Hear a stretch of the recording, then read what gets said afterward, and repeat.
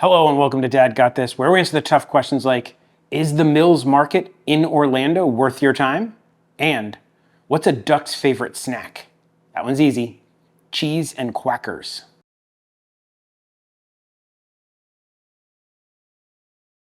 For those of you who might not know, I happen to live in the Central Florida area, and we're getting like this really cool food scene going on. We've got a couple of these food halls that have been opening up. There's one in Oviedo, which we've already visited.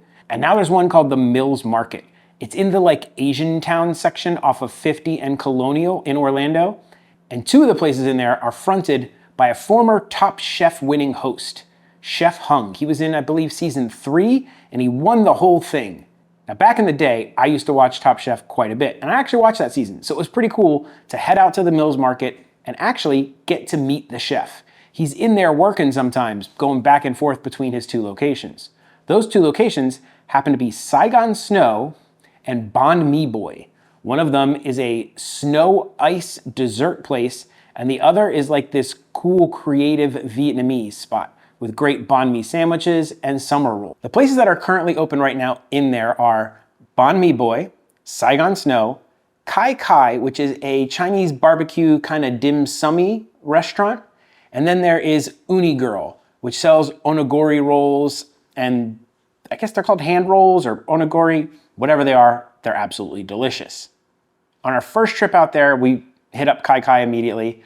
I tried the char siu noodle soup, and it was delicious. It had a rich, flavorful broth.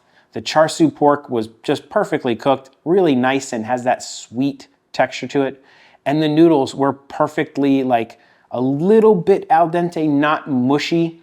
It was a really good soup. What I wanted was the roast duck soup, but it was sold out. You have to get there super early because they sell out of stuff really, really fast.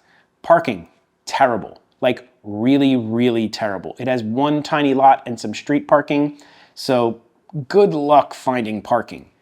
And when you get inside, unfortunately, the seating situation isn't much better. There's a couple of long rows of benches and a few little tables, but not much. So you gotta really do the hover and hope to find a spot.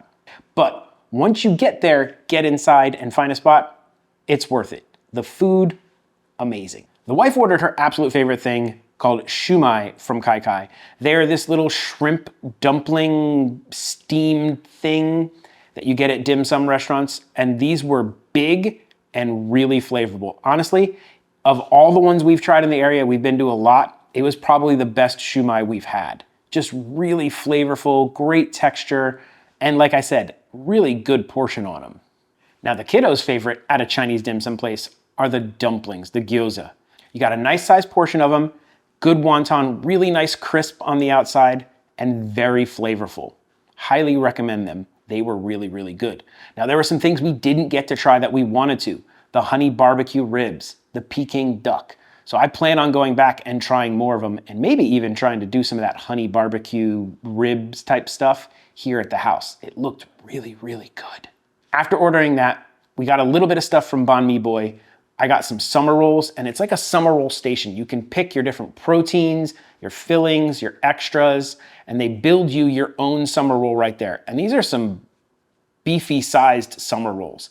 Summer rolls are the fresh ones. They're not fried. They're a fresh wonton wrapper wrapped around usually like a rice noodle with pork or chicken or shrimp and some veggies inside. You dip it in a peanut sauce, and it is just absolutely fantastic. It's one of the best things about going to a Vietnamese restaurant, in my opinion, other than the iced coffee. Vietnamese iced coffee is just on another level of iced coffee if you like strong coffee. It is super, super strong. They do it over a drip. Then they add it in with some sweetened condensed milk. So it's a very sweet, strong coffee. I love it. It is fuel for the day. If it was up to me, I would just sit there and chug Vietnamese coffees all day. On a later trip, we went back and we actually got one of the banh mi's. If you don't happen to be familiar with Vietnamese cuisine, banh mi is their signature sandwich. Really crusty roll, fresh veggies, usually has like sliced pork on it. Fantastic, but they're doing cool twists on it. They've got a faux French dip one where you take the banh mi and you dip it into a pho broth, which is the Vietnamese soup broth. Guess what? That was sold out. We got there at noon and it was already sold out. They opened at 11. Since that one was sold out, we ended up going with the Banh Mi cheesesteak, which is a chopped up brisket with cheese, veggies in that roll. Oh, it was absolutely amazing. Like I loved that thing. Just a great cross section of a sandwich. The crusty roll is the key to those. They are amazing.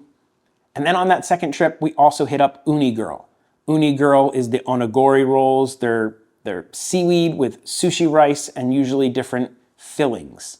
We got a shrimp tempura one because that was what the kiddo would most likely eat other than like raw fish.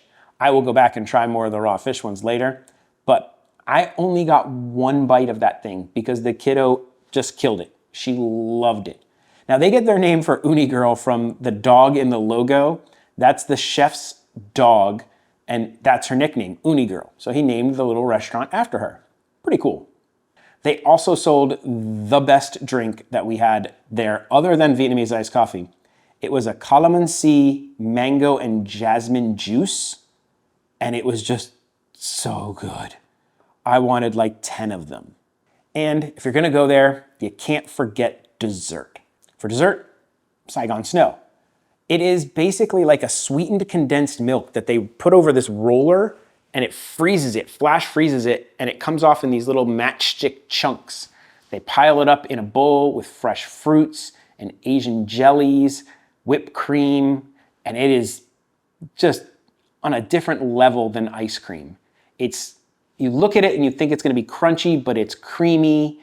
They have 3 different flavors. They have mango, pandan, which is like an Asian fruit, and then they have ube, which is the purple yam. Ube is the sweetest, mango is the least sweet, the pandan in the middle is the middle sweetness. So of course the kiddo went straight ube. She wanted the sweet one, and I agreed. Great. It just has this cool texture on it, and if you are looking for an Instagram-worthy dessert, it's right there. While we're there, the kiddo who's into these like cooking shows on Netflix, she asked to meet the chef.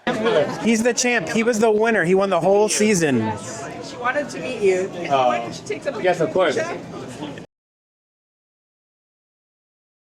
So if you happen to be in the Orlando area and you're looking for something fun and foodie and you're adventurous, I'm gonna throw the link down in the description with all of the directions and where to go and all the restaurant information. So if you're interested and you happen to be maybe visiting Disney or whatever, it's not that far from there, maybe 20 minutes, 30 minutes, and it is definitely worth a little foodie adventure in Orlando. Or if you live in the Central Florida area and you wanna stop by, I can highly recommend it. So that's gonna do it for this little video. I hope you guys enjoyed it. I'm gonna be going on more food adventures around the Central Florida area, or when I travel, I'll take you guys with me. If you're interested in this kind of content, please click the likey, subscribe stuff. YouTube loves it when you leave a like. I love it when you leave a comment. I answer just about every comment in my comment section.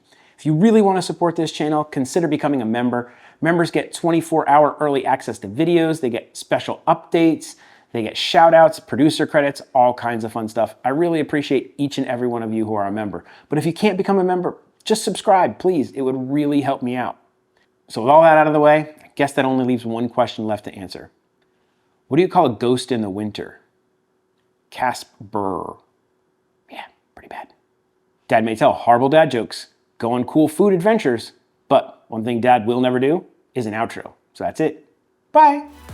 This is the part where I thank all of my members. You guys are the absolute best. Thank you so much for your support, and rock on. I don't know why I said rock on, but rock on.